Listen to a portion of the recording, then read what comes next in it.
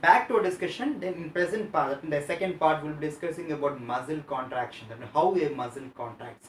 A famous theory called sliding filament theory, proposed by Gene Hansen and Hugh Huxley. This is the most acceptable theory that we all discussed. The coordinating activity of actin along with regulatory protein, what we call troponin, tropomyosin, and the myosin. That means actually the actin versus myosin. How the whether the regulatory proteins allows the myosin head to bind with active sites of actin or not. This is a basic mechanism, molecular filaments, but through sliding fashion, and this is a what we call fundamental theme of sliding filament theory. Muscle contraction, what we call muscle contraction theory. Muscle contraction theory. Famously it is called sliding filament theory. Sliding filament theory. Gene Hansen and Hugh Huxley. They proposed sliding filament theory. This is most important. What exactly is sliding? Slide. Filament refers to actin and myosin. Which protein, which filament slides over which? This is very important.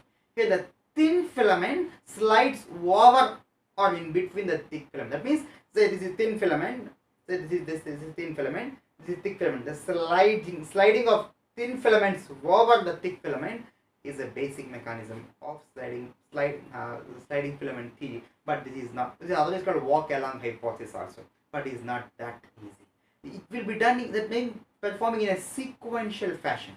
We all knew that our different body components will be innervated by nerves.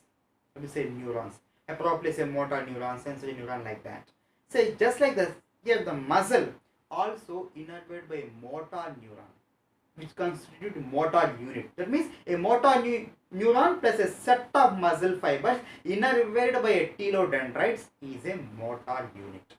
And there is a neuromuscular junction. Neuromuscular junction means the junction between the motor neuron and the sarcolemma of the muscle fiber is called neuromuscular junction or motor end plate. Why I have discussed this? Whenever there is a signal, say for example I am moving my hand, for example this limb, or just I am rotating my head. Why? Because there is a signal from the central nervous system, what we call neural signal, simply called motor impulse. And this what exactly it will be doing there? This motor impulse, say whenever it reaches the neuromuscular junction, it will release acetylcholine. It's a neurotransmitter, what we call excitatory neurotransmitter, acetylcholine. So just like gamma aminobutyric acid is an inhibitory neurotransmitter. We have discussed at length about during nerve impulse conduction. Say what we call action potential. What is action potential? A momentary change in the what we call in the polarity of a neurolemma. Polarity means, say in resting condition it is minus 70 millivolts. So all of a sudden, just for a momentary change, this ionic balance will be disturbed. That means, say when the voltage the sodium gated channel they open, the rapid influx of sodium leads to destabilization of this polarity. That means generally in resting condition there is minus 70 millivolts. It shoots up. That means when it crosses a particular threshold level, it leads to depolarization. Then it will leads to generation of action potential. Then the second generation will be again depolarized like that.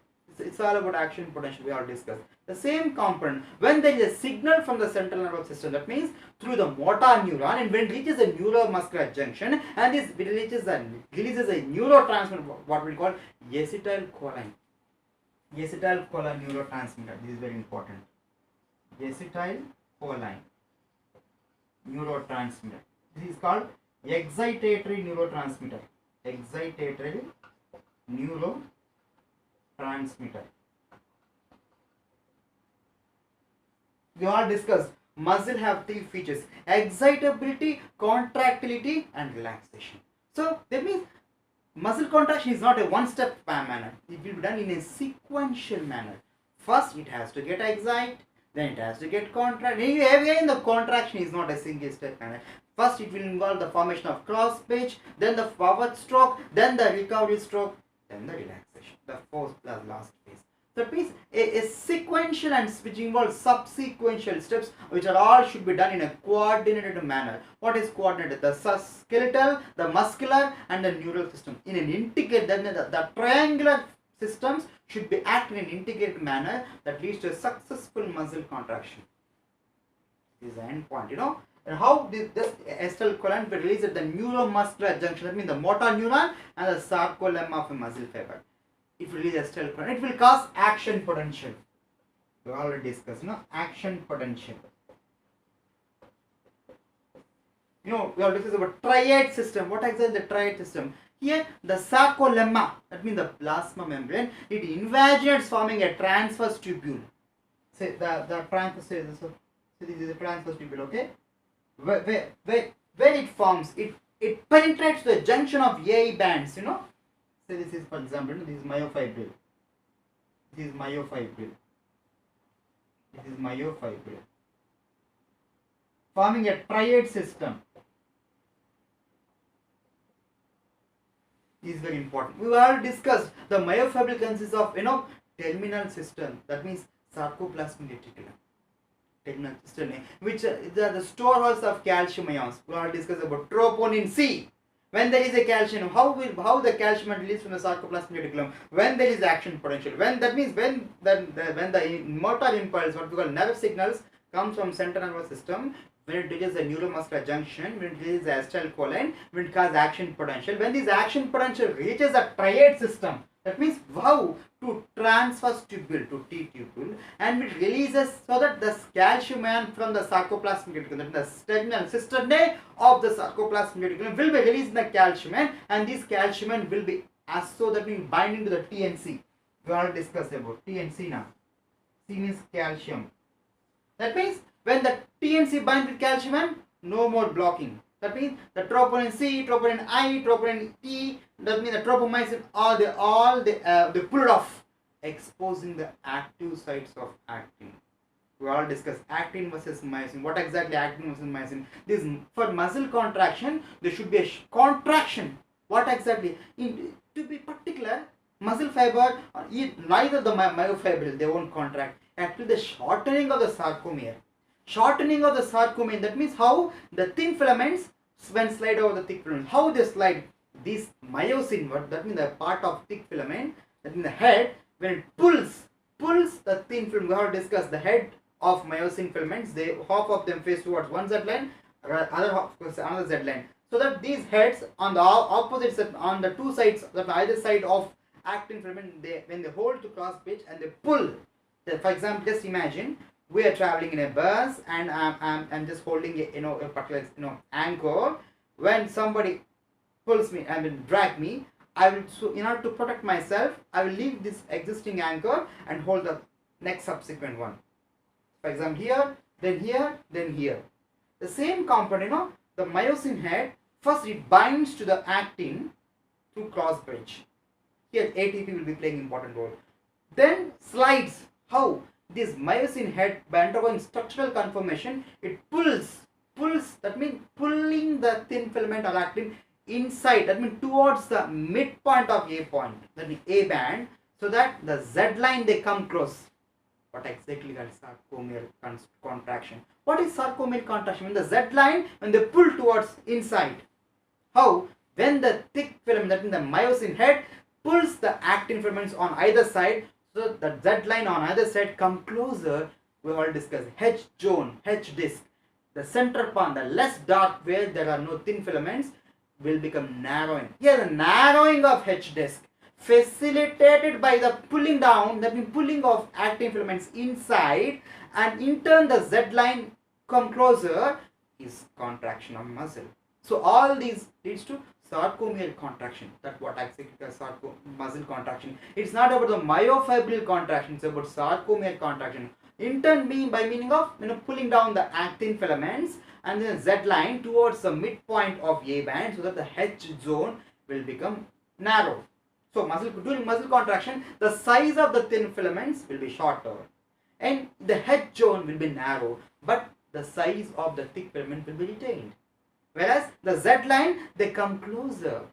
These are the structural or conformational changes, or what we call, modification that happens at during muscle contraction. This is the refining point of muscle contraction. But as we discussed, it will be taking place in a sequential fashion. First the excitation, XL colon will come, then calcium ion, then the calcium ion bind to T and C, then allowing all these troponin, myosin, troponin C, troponin T, troponin I, tropomyosin, all allowing the actin site of actin, so that the myosin head will come and form crossfit. This is called excitability.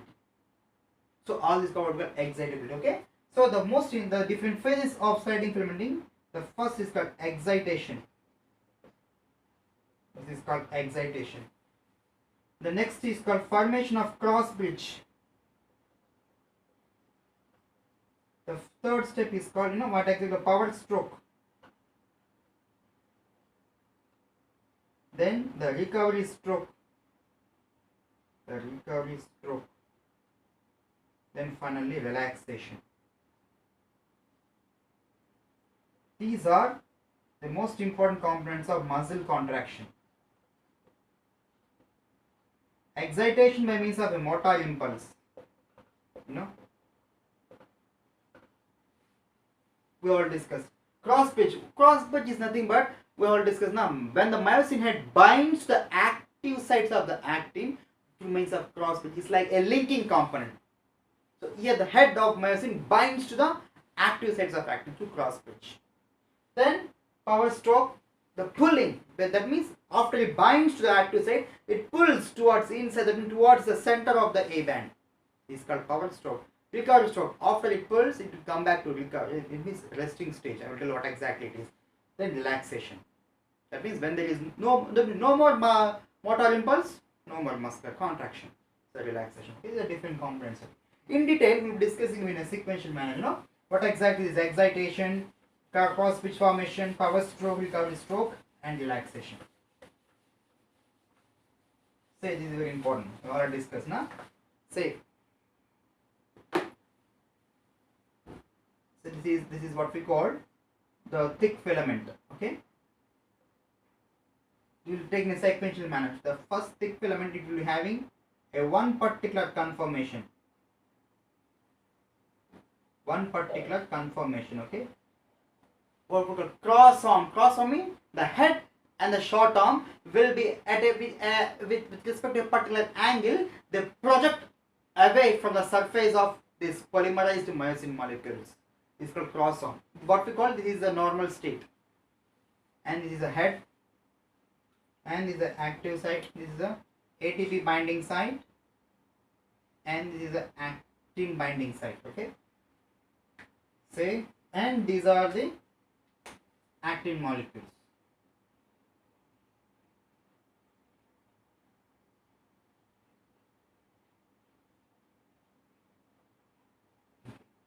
Here, the first important moment, excitation. What exactly excitation and what exactly the changes happen in the myosin head. Here, ATP, it forms ADP plus PI. We all know that it is a common fundamental reaction. It is ADP plus PI. That means ATPase will be present in the myosin head. It will catalyze, that means the breaking down of ATP to ADP plus PI, and it utilizes the energy, and so that it will form cross bridge. I will tell you what exactly. First step, it will be what we call readying for power stroke. That means cross arm cells. That means I would tell you, there should be a particular angle to bind to, just like in a football, to a what we call header. The same component, the head should be have a particular angle to bind with the active site. Then here the ATP plays an important role. In second movement, what exactly the PI? The PI will be releasing. The PI, we have discussed the formation of cross pitch. That means exactly it will bind to actin. Exactly will bind to actin. What will cross pitch formation? I'm just drawing one particular component. Okay, this is called cross bridge. I'm not drawing the entire components. Okay, one most important. This is cross bridge formation. Here the PA will be released. Here, that means inorganic phosphate will be released. When the inorganic phosphate will be released, it leads to structural conformation. We all discussed the first, what we call cross arm, that means so that it can enable power stroke. In the second formation, when the PA will be released, it forms another conformational changes so that it will form, that means it will start the power stroke. And what exactly I am going to say, this is second step and third step. So this is what exactly it means. That means the power stroke. The power stroke. That means the structure, another structural conformation changes the myosin head. And how it performs. So this is the actin. I'm just elaborating the same now. The actin and this will be direction. Which direction? Towards the center of A band. Towards A band. Center of the A band, okay? That means adulana will pull towards the center of the A band. What we call pulling the slide so that the thin filament slide over the thick filaments. What we call power stroke. How it forms? So first the ATP will be forming, that means ATPase, that leads to ATP plus PA, so that it attain its cross arm stage, that called normal relaxed stage. That means then when it forms cross bridge. When inorganic phosphate comes out, it forms what we call P1, okay? It forms another, and it undergoes another structural conformation so that it will perform power stroke towards the, that means direction of the center of the A band, so that it will pull, that means the thin filaments slide over the thick filaments. This is the third stage, okay? Then the most important, after the power stroke is done, that means the first ATP comes, it will uses form a cross bridge. Another information, what we call PA comes out, then the another conformation, structural conformation changes, pulls, then over. That means over means it has to wait again for another ATP. For that, it has to detach, that means cross bridge breakdown, what we call cross bridge breakdown. Cross bridge breakdown. Okay, allowing the actin molecules. Here ATP will come and bind it. Here cross bridge will be broken down. Cross bridge broken. This cycle of cross bridge, this is very important. Cross bridge cycle is a basis mechanism for ratchet mechanism. So otherwise called ratchet mechanism. Now what Walk-Allen process? We have discussed already. First, with the help of ATP, it will form a cross bridge.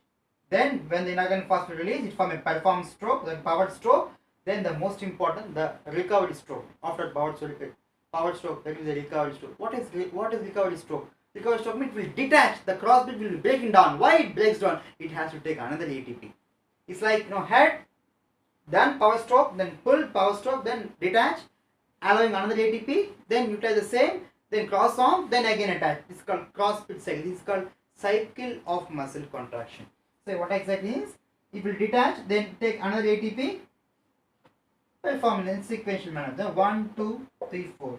The first the cross bridge formation here, then the power stroke, then the recovery stroke. Recovery stroke means here it has to detach the cross bridge, that means break down the cross bridge, so that it will take another ATP. And by taking ATP, generally it will mean a one particular structural conformation. When you take the ATP, that means the ATPase will break down, forming ATP plus PA, so that it can attain its normal state. Say this, just observe this position and this position. Cross arm state. Again it will change, then it will form a cross bridge. Then again PA will be released, then pulls out, that will pull the actin filaments toward the center of the A band, what we call power stroke, so that the thin filaments slide over the thick filaments toward the center of the A band, so that here the Z line, that means here the most important one we already discussed now. The myosin filament, half of them facing towards one Z line, other half towards another Z line. So that means here simultaneously pulls the actin filaments on both sides. It's like just from here and so pulling from both sides, half of the myosin here, half of the myosin here, so that the Z line will be shorter. That means H6 will be narrower. The sarcomere will be shortened, what we call muscle contraction. So muscle contraction means sarcomere shortening. Z line brought closer. Narrowing of H disc. That's it. Not except the contraction of myofibril. Now the muscle contraction.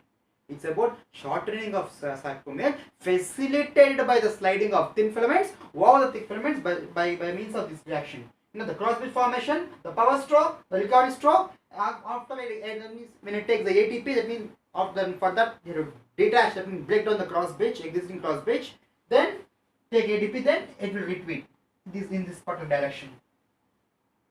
Likewise, the muscle contraction will be performing. So all these things, that means all these things will be repeated. So that say from here, say for example here, then it goes here, likewise, until the motor impulse is generating. Say until there is a action potential. Why? Because the regular here the T and C should be busy with calcium ions.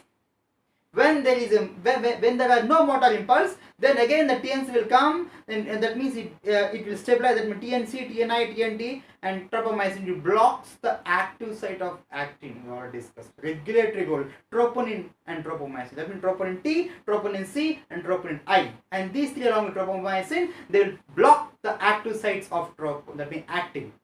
So that the myosin head cannot bind with actin.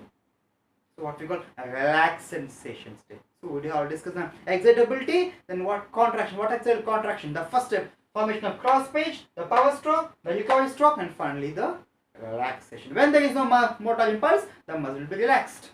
That means no more myosin binding. That means head of the myosin binding through active site with the top of the active site of actin. That's it. This will be repeated till there is a motor impulse. Okay. For example, there is another word, muscle fatigue. Muscle fatigue. What exactly muscle fatigue? Muscle fatigue means when there is a repeated muscle contraction, say when a person is undergoing regular exercises, repeated exercises, that means these two oxygen depth. What exactly oxygen depth? Poor sufficient of oxygen supply, that means anaerobic condition. We are discussing glycolysis. When there is no sufficient oxygen supply, it leads to lactate formation, and this lactate accumulation leads to muscle fatigue. During this condition, the muscle won't contract. That means contraction of the muscle will be ceased temporarily because of the accumulation of lactate. And the solution is Cori cycle. We have discussed at length during metabolic reactions. Gluconeogenesis, Cori cycle, an integral part of gluconeogenesis. What is Cori cycle? This lactate present in the skeletal muscle through blood circulation reaches the liver and it converts into pyruvate, then glucose, and this glucose goes back by the blood circulation and reaches the muscle contraction. That means it reaches the muscle so that it can be used for the ATP generation. That means there will be traffic, that means dual traffic between the skeletal muscle and the liver, called Cori cycle. That means one of the essential component of gluconeogenesis. For regular, that means for to clear to supply ATPs, this is a mechanism. Okay, when there is no requirement, that means when the muscle contraction stops and this glucose is stored, then it takes the pathway of glycogenesis. We have already discussed now in an integrating manner, different metabolic fates will be performed. So it's called muscle fatigue, and to counter this, there will be Cori cycle. So it's about muscle contraction. It is the most important thing is sarcomere contraction is a muscle contraction. What is sarcomere contraction? Here the thin filament slide. That means that myosin head pulls the thin filaments toward the center of A band. So here the Z line they brought closer. H tick the center of that means the less dark band. That means the center of the A band will be shortened or narrow. This is called muscle contraction. Okay. And the most important, my objective of my lessons is to search for the poor in students. Now, please share and subscribe accordingly. Okay.